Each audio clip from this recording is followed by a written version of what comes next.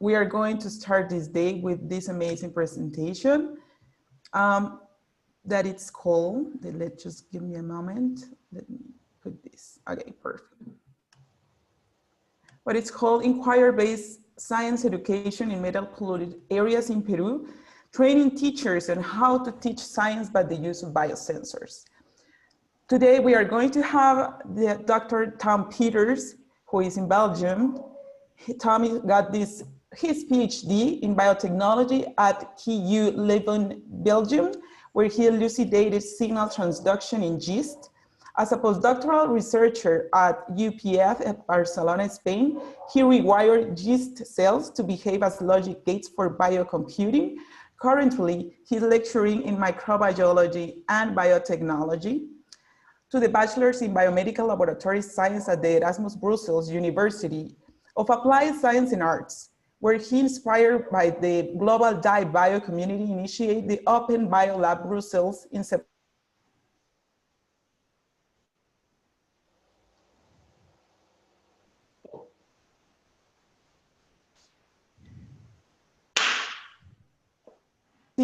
That developed. Recently, he started the Open Bio Incubator Brussels, an accessible bio incubator where entrepreneurs can turn their idea into a proof of concept.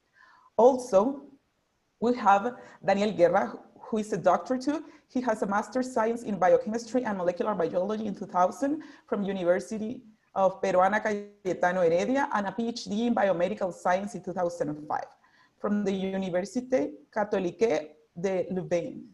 As a professor at UPCH, he directs the Laboratory of Single Molecule Biophysics, conducted research on the biophysics of transcription in Escherichia coli and Mycobacterium tuberculosis.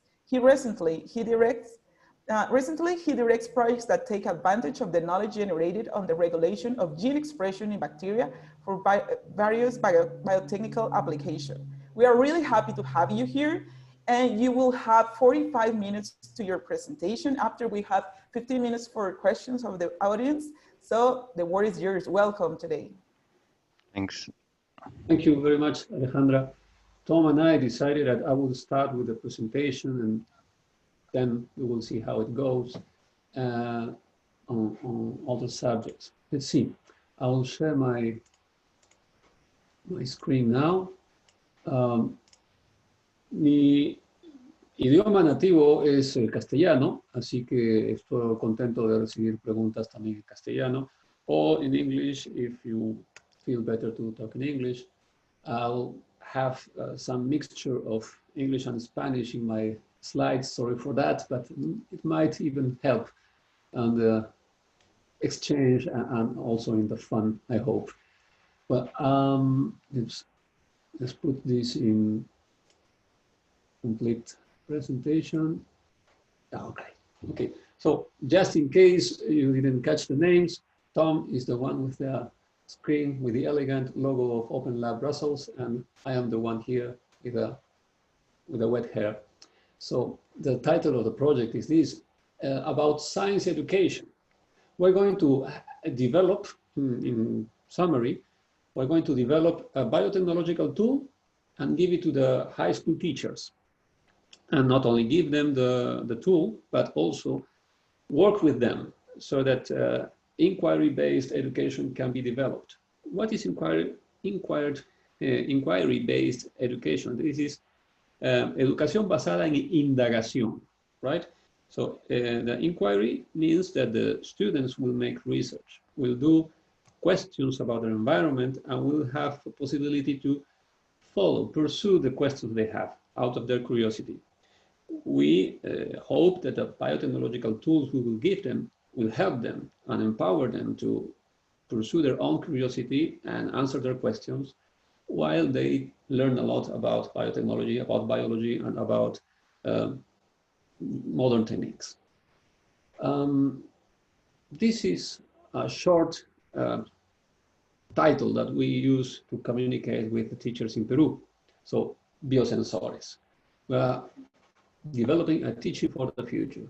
This is our catchy title, and this is our very generous sponsors.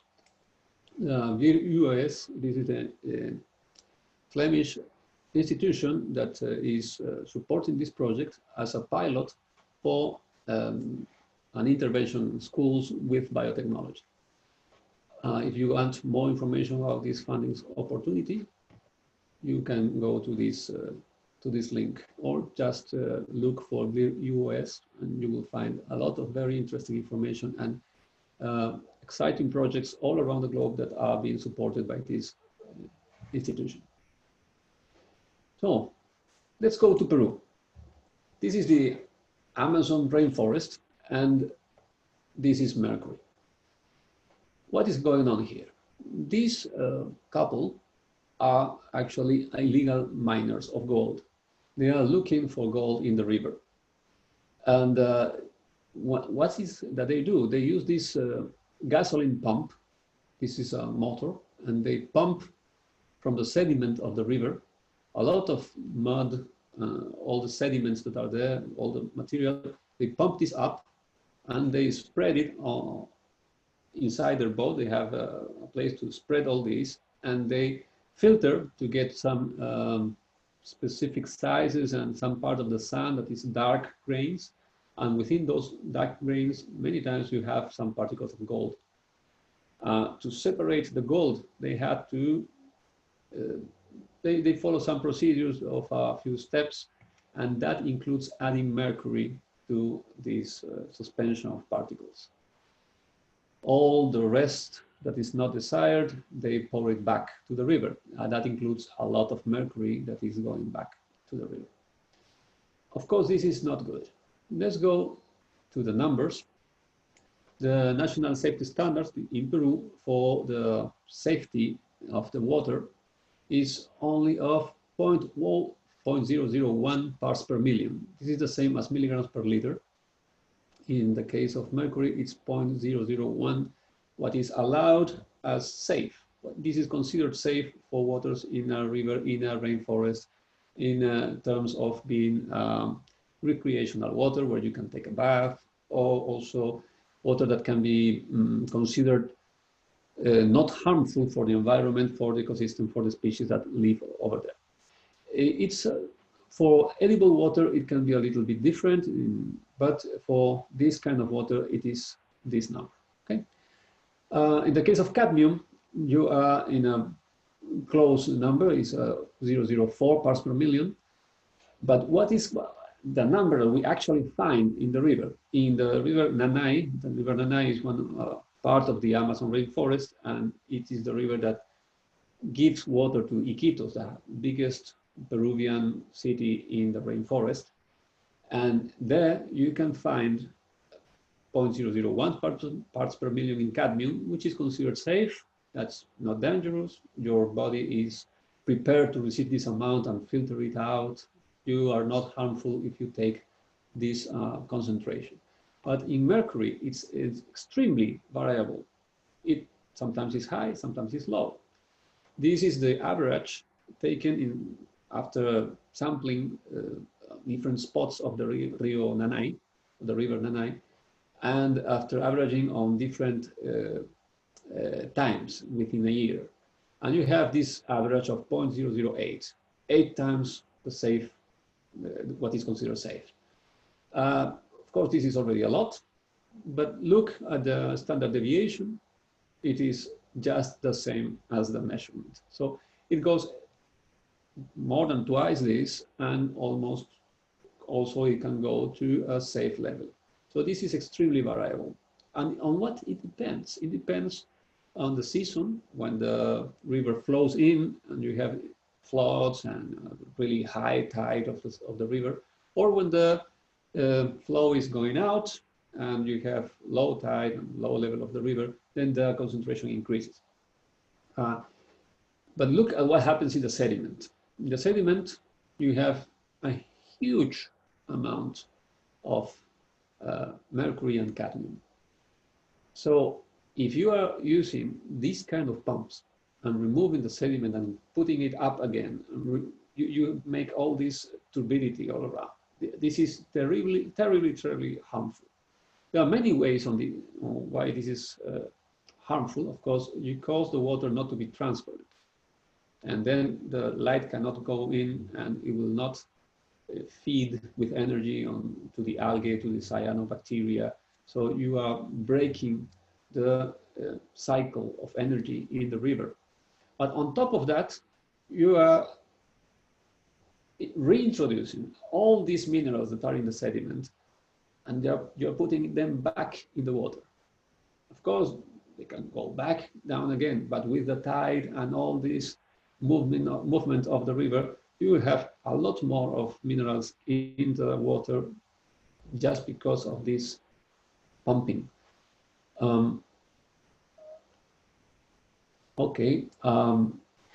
It's not all to blame to human activity.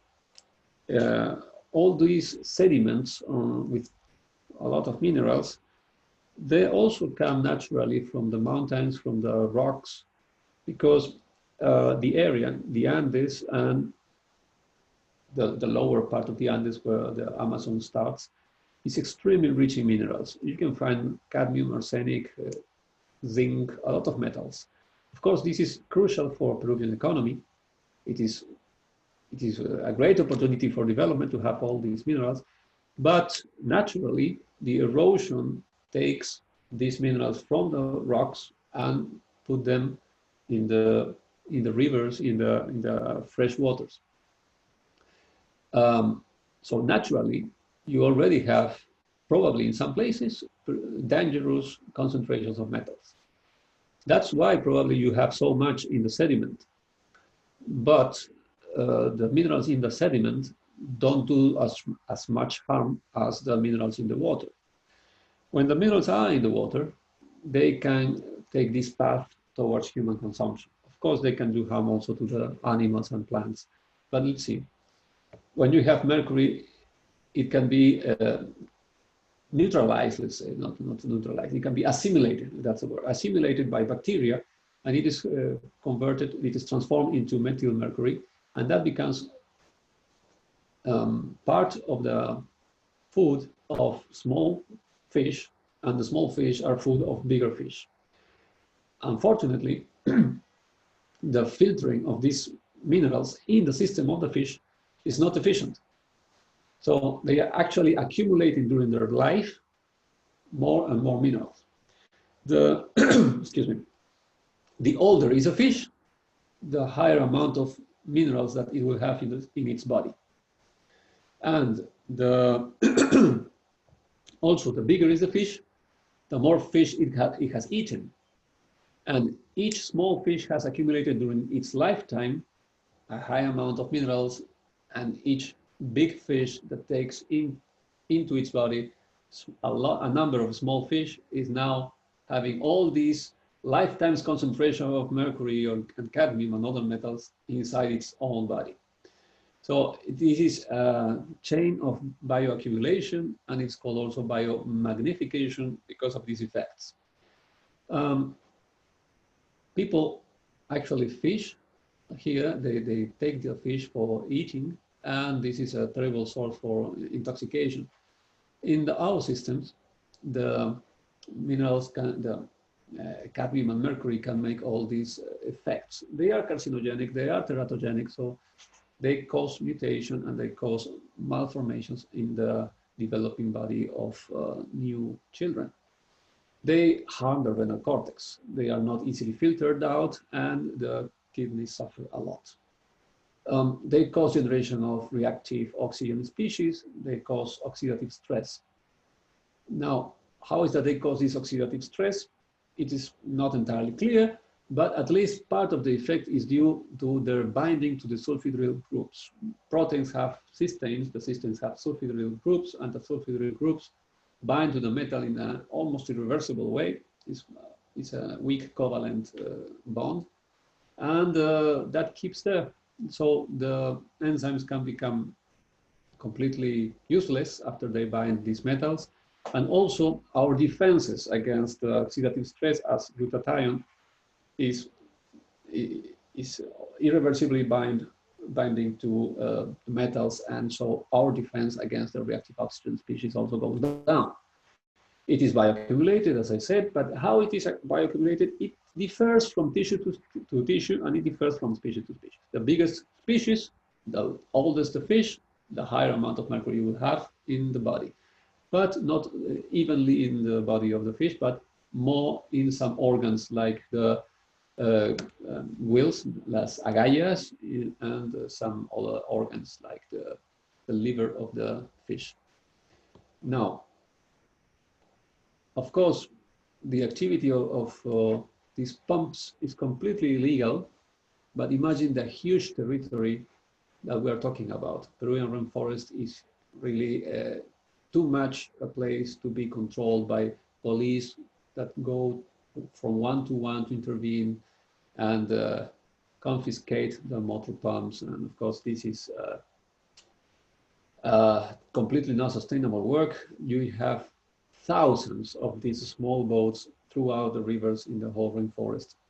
This is something that no police intervention can solve on its own. This river is the source of water for 500,000 people. So we really should take care of it as a matter of public health and also for preservation of nature. What are we going to do? I talked about education. And now, the thing with education is that you cannot teach something that the people are not interested in.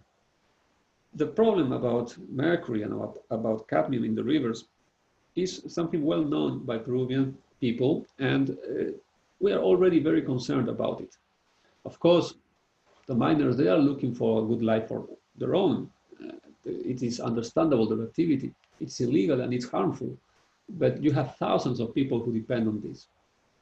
And you have so many people involved directly on the consequences of these actions that of course, we want to solve the problem. Of course, many people are already taking action, trying to make the law more firm, the police better equipped, and give to the illegal informal miners alternatives for their work. So when you have all this interest in something, if you don't have a direct solution immediately, you have to engage the people. Use that engagement as a great opportunity for education. People that are interested in something will ask a lot of questions, and you can teach them how science can help them. So it is a situation where, of course, the problem is bigger than our means. Let's use this problem to engage more people, and let's use this engagement also as a vehicle for teaching biology. And I truly believe, together with Tom, that biotechnology can give good tools for us to combat this problem. If you look into these environments, this slide is in Spanish. If you look into these environments where a lot of metals are present, you will find species of bacteria that are adapted to it. They express specific efflux pumps that grab the metal and pump them away of their body. This is the bacteria, and if they find a lot of metal, they will pump it out of their body, of their cell. And they also express metallothioneins. These are proteins that chelate the metal. So it is imprisoned in these systems with sulfide drills, and in this way, the metal is not out there in the cell harming the bacteria. So these genes are great for the bacteria. In this way, it can survive, it can protect itself. But of course, it is expensive for the bacteria to produce them. Therefore, the bacteria needs to sense the presence of the metals. It is not only that they are protected by the metals, it is that they are sensitive to the presence of the metals. It would be a waste of energy and material for the bacteria to produce these protective proteins all the time. Because you have seen in the water, sometimes there is a lot of mercury, sometimes there is not so much. Sometimes it is safe, sometimes it is very toxic, sometimes it is not toxic because the concentration is very low. So for the bacteria, it would be very advantageous to have a good sensor of the concentration of metal. so that it can save the energy for the moment when it is necessary to use. It is that the reason of why these special bacteria you will always find a sensor for the stressing material that they can face. And indeed, you have special proteins that bind reversibly the metal, and when they bind the metal, they change the conformation and go to the DNA to alter the expression of these genes that are precisely necessary for the defense against the metal. Well, if we go to the bacteria and grab these sensitive genes, then we should be able to make a tool for sensing the metal for ourselves. Let's see this is a general strategy, a general operon that is found in many bacteria. And you find that this is the DNA as the black line, and this is the promoter. So this is indicating to the transcription machinery, the gene expression machinery, that here some important information begins and it can be read. When it is read, normally you will express this gene. And this gene, the first one in this block of genes, is a sensitive protein. And this sensitive protein is some protein that binds the DNA and blocks the expression. So when it is expressed, it blocks its own expression, but it also blocks the expression of the further genes. We can use this sensitive protein. This is a protein that binds the metal and changes its way to bind or not to bind to the DNA. I will explain it more clearly in the next slide. I hope it's more clear. So we are grabbing this gene, the sensor protein gene, and we are putting it in a system where it is constantly expressed. So we normally have this present in the cell. When it is present and there is no metal in the area, in the volume, in the bulk of the bacteria, so the protein will bind the DNA and stop the expression of the other genes. And we put here a gene of something that we can see. For example, the green fluorescent protein. Let's see, first situation, we have the RNA polymerase. The RNA polymerase binds to the DNA, finds the promoter, and transcribes. Many rounds of transcription will allow this to make the RNA. The RNA is translated into a protein, and this is the protein, the sensor protein. This sensor protein binds to a specific site of the DNA, and in this way, the polymerase cannot express these genes. So this is the situation without the metal. There's no expression of the GFP. What happens when there is metal? Okay, now we put the bacteria in a place where there is a lot of mercury. The metal will bind the sensor protein. Okay, it's binding. Through this binding, the protein changes the conformation and is released from the DNA. Now, what happens? The polymerase will come and will have many rounds of transcription and produce the GFP. This GFP makes a very, very beautiful signal. It turns the bacteria green, and you can measure this. Even by naked eye, you can see it. But fluorescence normally is measured with an incident light, and you see the emission light in a different angle at a different color. That is the normal way to use it.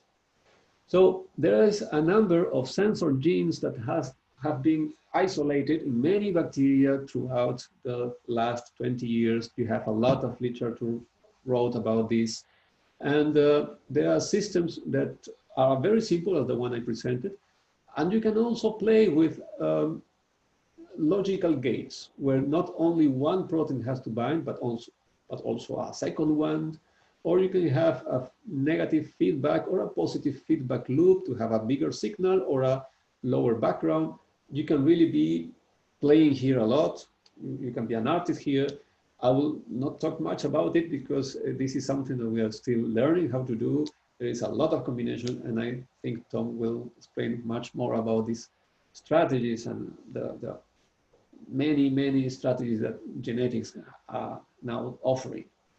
But in summary, you can have a system that is sensitive to the metal and will only in that presence produce some proteins. In the case of producing a fluorescent protein, you have to measure it with a fluorimeter. In case of producing an enzyme called luciferase, this is the enzyme that allow luciérnagas, right? It is taken from luciérnagas. How is it called luciérnaga? In English, it was firefly, the firefly. This is the enzyme of the firefly that produce light. So you can put that enzyme under the control of this system, and then only in the presence of the metal, it will produce light and tell you there is metal here. But if you use this enzyme, then you have to measure light. And we're talking about light produced by some bacteria. It's not necessarily something very shiny that the naked eye can see. And also it consumes energy from the bacteria. So you need some special equipment to measure it in a convenient way, in a, how to say, in a trustable way, in a confident way. So this is the kind of plot that you can see in the literature with these systems. When you have, here is the OD600, so you follow the growth of bacteria with these dots. The bacteria is growing in your culture.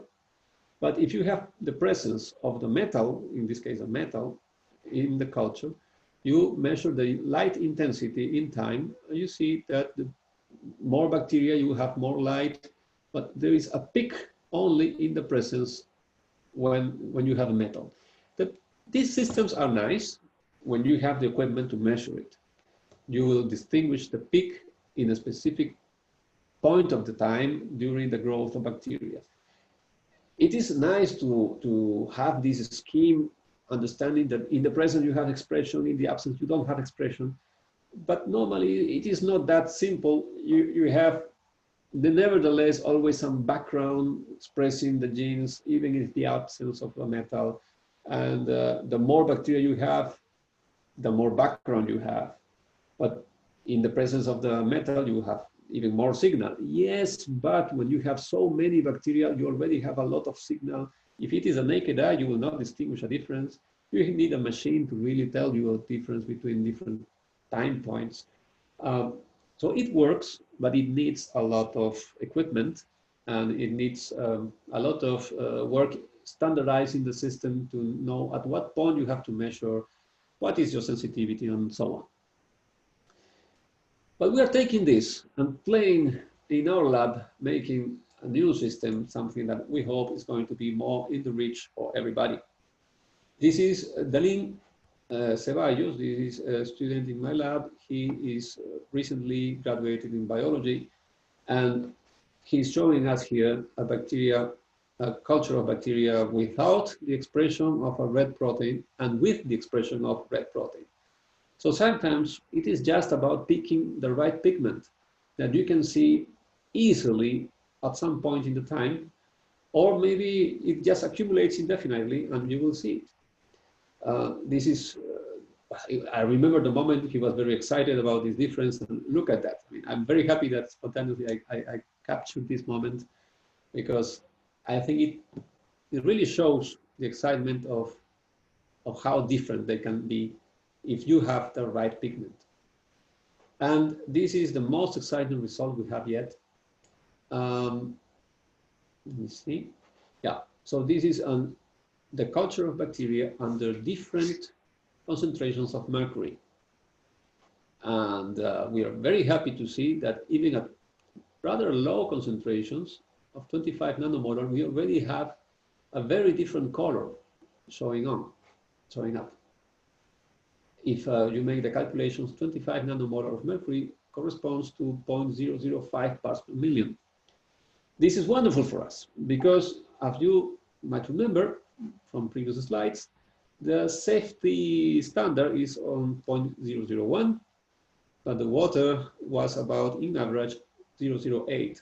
So if we can culture this, people could eventually see when it is safe to take a bath or not, directly on their own. But this takes many hours, and they will not know if this is constant from day to day unless they can on their own make these measurements. So this is our goal, that people will be able to do their measurements on their own. We do not have a product ready for everybody to use, but we think that if we go to the high schools, we can have an intermediate user that devotes some time on learning and teaching, and in this way we can spread the use of these tools. And we are more going further on the development of something that is going to be easier to use. For having a liquid culture, you need an incubator shaking the culture, and this is something that is very expensive and something that you don't have just anywhere. In a laboratory in a high school, even in some remote areas in Peru, you can have a Petri dish. You cannot have an incubator of liquid culture, but you can make a Petri dish. If we can translate this liquid culture on a Petri dish, and we hope this is going to work, to have different sizes of the halo, right? We have a lawn of the bacteria growing on the agar plate. And if you put a sample here, you make a gap in the agar plate, you put the sample here. If it has metal, it will diffuse to the bacteria around. And if the concentration is high enough for the bacteria to detect it, then it will start to produce the pigment. If you take long enough, after a day, you should be able to see some pigment being accumulated.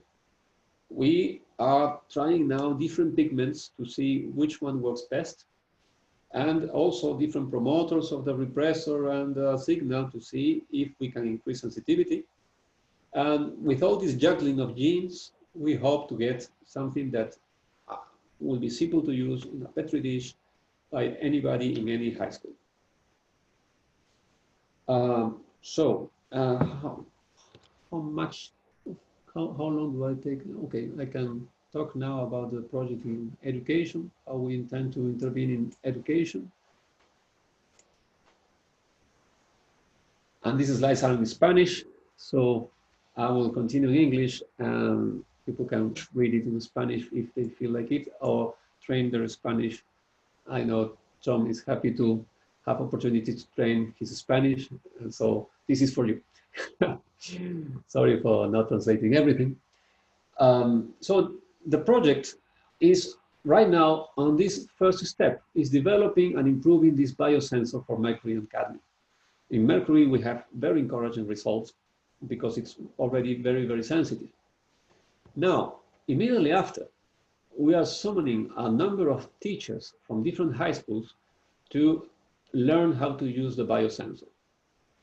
In the classrooms, the teachers will explain how the biosensor works, but also offer the biosensor to the students so that they can ask questions about their environment.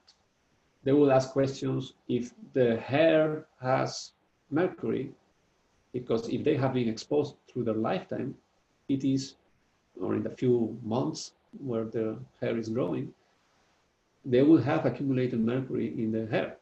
So they can ask questions about their own health with this. Or they can ask questions about their environment. They can go to the river or to the soil of their gardens or their agricultural fields and see if they have a harmful concentration of metals. We are really excited about giving this tool to the people who are directly affected by the problem. This is, of course, this we hope might be revolutionary, because it's very different to see on the news that your river is contaminated or polluted than seeing it by yourself. And we really hope to help to make a change for everybody here. So education is a vehicle for safety, and the concerns about environment and safety are also a vehicle for having the motivation for the teachers and the students to study. So we are going not only to provide the tools, because it can be too much of a shock to have a modern biotechnological tool on just from one day to the other. We are having a whole coaching program in through the web. So this remote system is helping us to get in touch with everybody and see what they need on their own classrooms.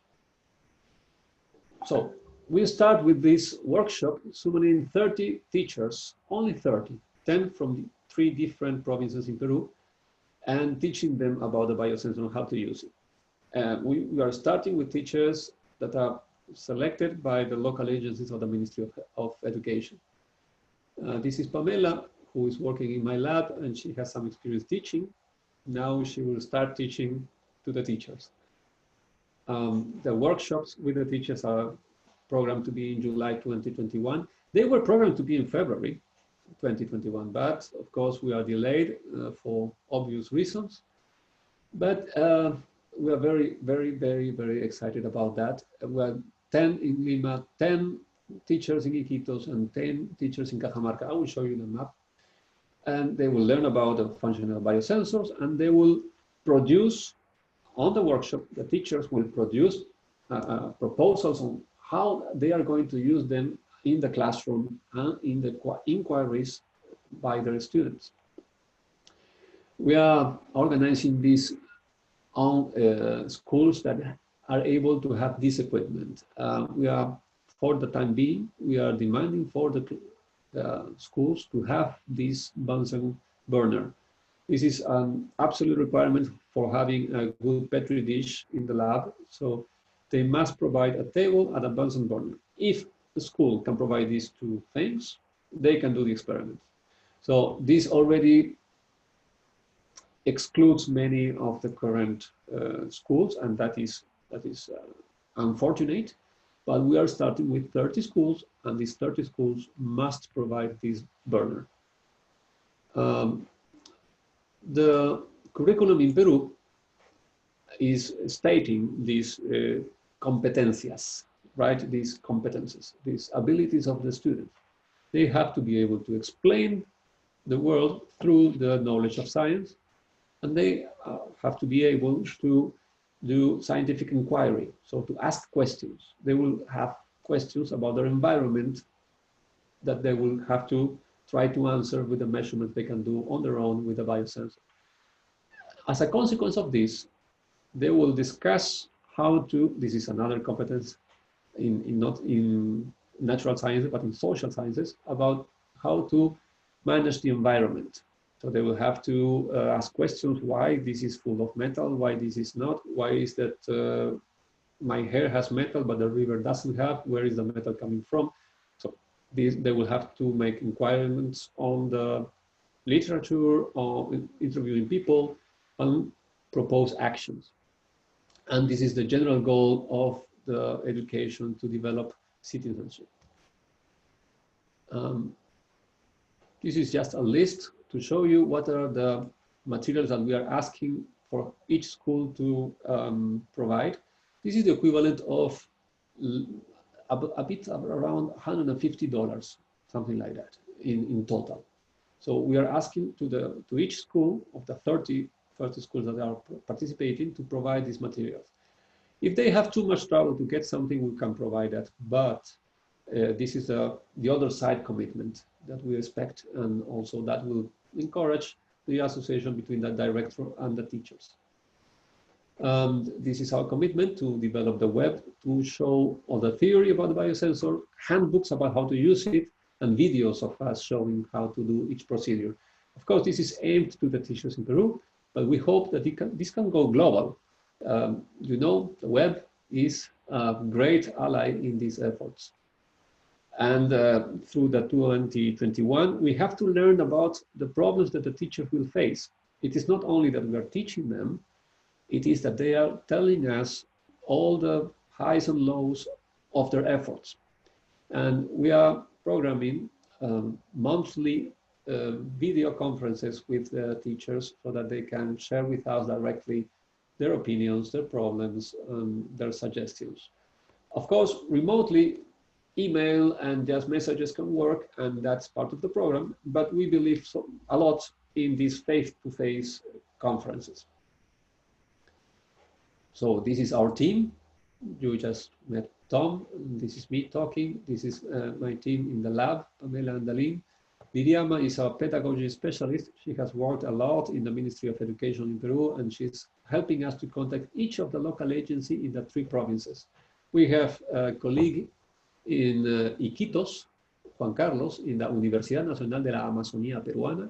And we have Milton, who is also a biologist, but very much specialized in the work with metals and pollution with metals in Cajamarca. Cajamarca is a mining area. They extract a lot of gold from mines, not in the rivers, but in the landmines, not landmines, in the mines. And our dream is that we start with these provinces and our initiative in Belgium, and hopefully this can spread in our countries and neighbors. Thank you.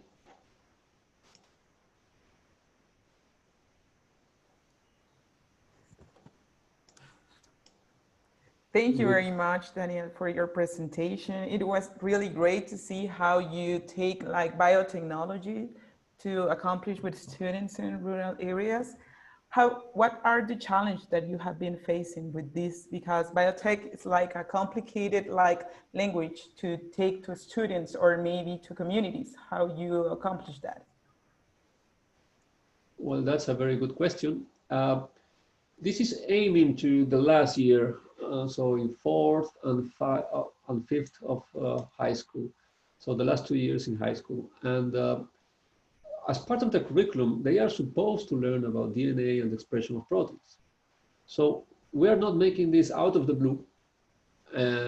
But of course, we know that these are difficult subjects or considered difficult subjects, but mainly because they are too abstract. I mean, nobody has seen the DNA or a protein. That's why people don't get engaged by that. Now they are going to see the protein because the protein has a color. And also, well, okay, that's the protein. What's in it for me? Well, this is helpful. This is telling you something that you have to be careful about because you are poisoning yourself by taking this water. So we really hope that this is going to be the link between abstract concepts and concrete reality and useful reality. It might be too difficult. Well, in the whole world, you have, at the end of high school, some knowledges about DNA and proteins and the central dogma. There is no reason to believe why in rural areas or in Peru, you cannot do this. There is absolutely no reason for that. So I think that it is a difficult subject for everybody in the world, mainly because of this lack of proximity, lack of experience of something that you can touch. I'm not saying it's going to be easy, but I believe the challenge is already out. All around the world, it is considered a necessary knowledge. We are just providing a tool to making it not so difficult. Thank you very much. I think here in Guatemala, we want to accomplish this kind of project. And if we are interested, like working with you, what are the steps? Let's get to know each other. This is the first step. Thank you very Perfect. much. Okay, I think let's keep in touch. We aim to have all these completely open. The plasmids are going, the sequence of the plasmids are to be published, completely shared. The pigments that we are, Tom can explain better about the pigments that we associated with a company that provided us with some diverse pigments. So we might have permission to share the pigments or not, but we can talk about it and let's see. But nevertheless, even if we cannot share some pigments, we can make a version of with other pigments that can be shared. So the more we share, the better for everybody. We are not creating anything entirely new. We are adapting technologies that already exist. I have to say I'm very proud that it's getting much better with us. At least the first results we're getting are already 4 times more sensitive than what is published by other teams. Amazing, yeah. So this is not entirely original, and it is not the time to be too careful about not sharing. I mean, all the opposite. the more we share, the more well-known we are going to be, and that's also helpful for getting funds in the next step. So it is not out of generosity, of kindness that we want to share. We want people to use it, and it is good for us if you use it.